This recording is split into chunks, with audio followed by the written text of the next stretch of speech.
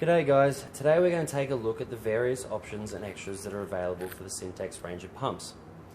The pump that we're using is a 12 volt 57 litre a minute pump with a 1-inch inlet and outlet. However, this video and the extras apply to our full range of pumps. All of our pumps use BSP class threads, and we carry the full range of BSP fittings to suit. Depending on your application, we tend to recommend you stick with hosing that is the same size as the pump's inlets and outlets. For example, here we have a 1-inch hose tail, so it has a 1-inch thread and a 1-inch outlet. If you want to change the size, you simply purchase a different sized hose tail. So we have a 1-inch thread and a 3/4 inch hose tail. Simply screw that in and away you go. In this case, we're going to stick with the 1-inch.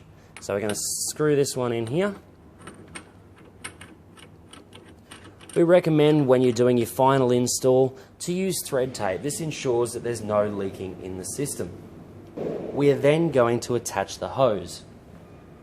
We take our piece of 1-inch hose and hose clamp, simply slide that over the top and slide it onto the hose tail. To make this process simpler, we recommend dipping the hose tail in hot water first. This will allow the rubber to expand and allow you to push the hose on easier. Once all the way on, we simply take a screwdriver and tighten the hose clamp. We want to ensure that this hose clamp is nice and tight to stop any leaking. We recommend a firm hose as a discharge hose to ensure that it doesn't break under the pressure that the pump might produce.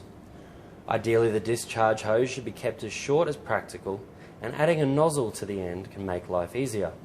On the other side of the pump should be suction hose. We recommend a wire-enforced clear hose as the ideal option. This reduces the possibility of the hose flattening and allows you to see when the pump is priming. Like the discharge hose, you simply slide the hose onto the hose tail, then tighten the hose clamp. On the other end of the suction hose should be a suction strainer. This cage ensures that no large bits of grit get sucked into the pump and destroy the pump. This simply screws onto a hose tail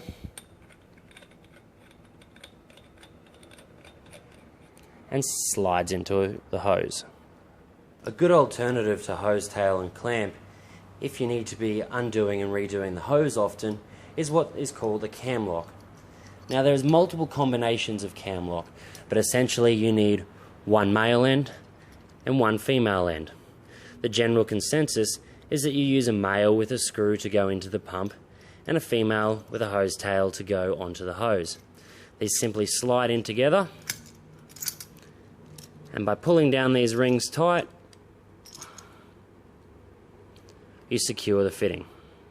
For further information on any of the products you've seen today, feel free to check out our website at www.scintex.com.au.